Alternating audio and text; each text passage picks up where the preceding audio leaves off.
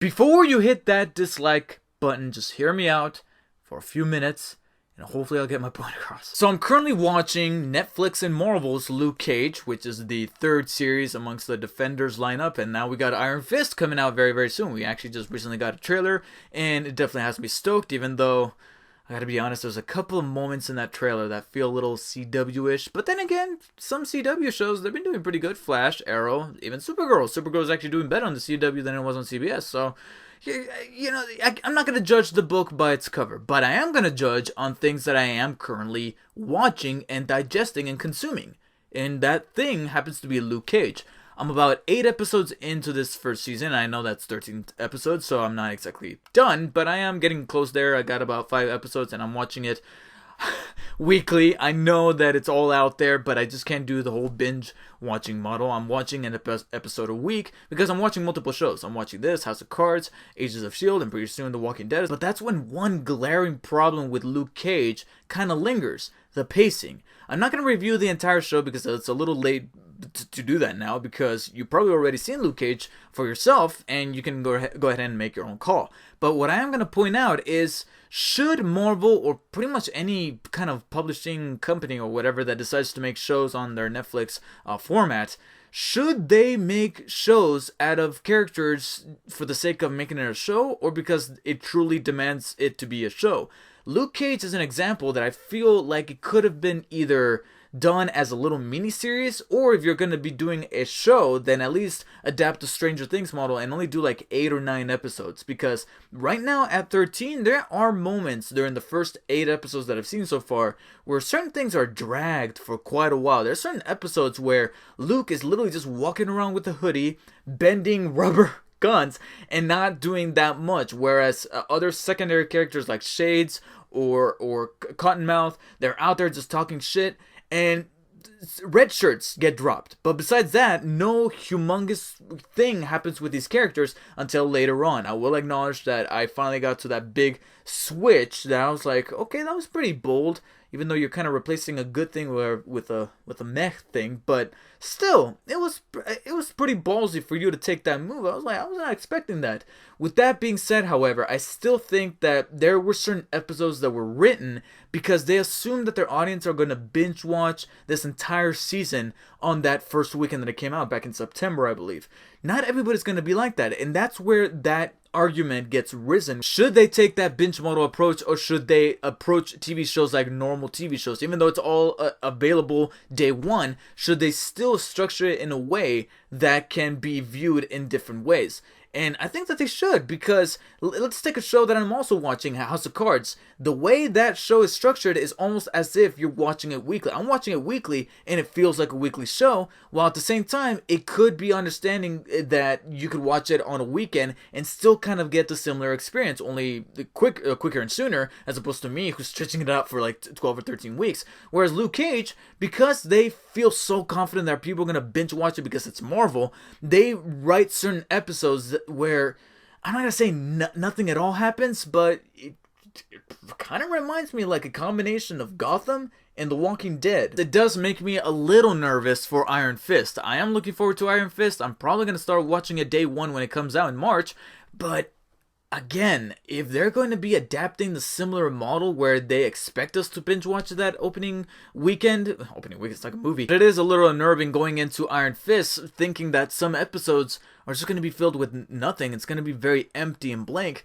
And then the next episode, big things happen. But because I can't do the binge watching model like my girlfriend, who's able to watch shows like that on a full weekend, I can't do that. I start to get a little fatigued with the show. No matter how much I'm enjoying it, I need to take breaks. And sometimes those breaks could be days. And sometimes I'm busy with other things. I do videos for YouTube. Sometimes I need to do those videos. Sometimes I need to go to work. Sometimes I need to go to school. I have all these things happening, so I can't be watching shows routinely.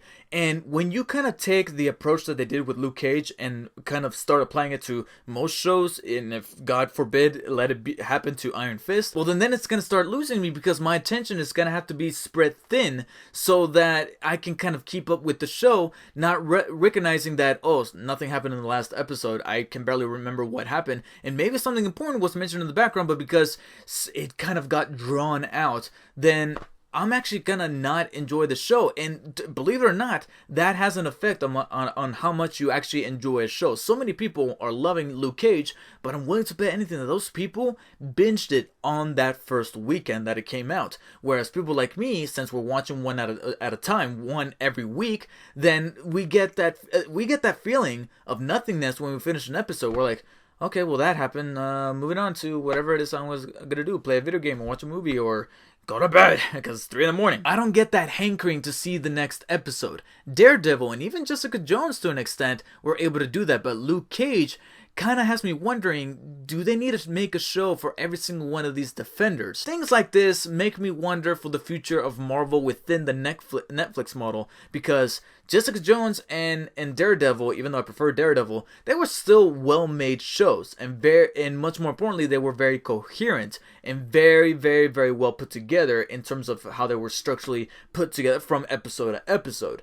Luke Cage, I don't get that feeling, at least not yet, because I know that there's still 5 more episodes for me to watch, and I hear that those last 4 episodes will definitively determine if you're gonna fully enjoy this show or you're flat out gonna hate it.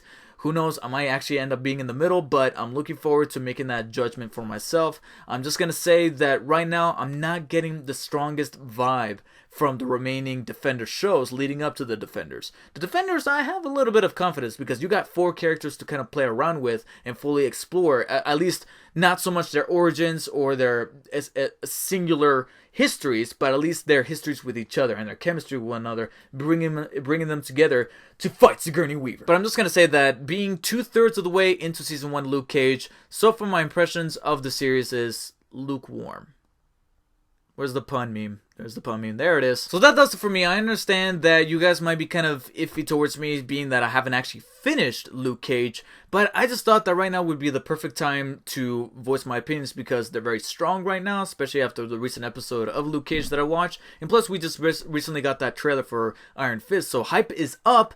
But I feel like, aside from giving my impressions of the trailer, which everybody has already done up until this point, I would offer something a little bit unique and different to talk about. And that's my question to you. Should Marvel make a TV show out of every single one of their characters? Because keep in mind, even though Iron Fist is the last Defender that we're going to be watching before the Defender show comes later on this year, we still got Season 3 of Daredevil, Season 2 of Jessica Jones, and then the Punisher spin-off show later on, I think next year or the year after that.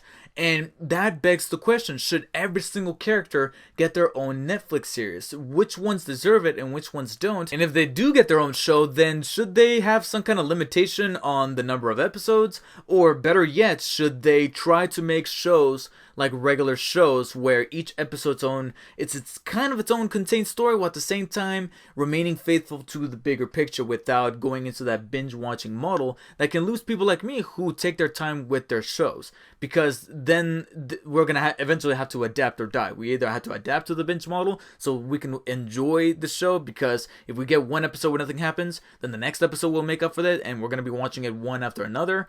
But some of us don't fit that way, so we're eventually gonna have to die and not be able to enjoy these shows as much as we could have because we just don't do the whole binging thing.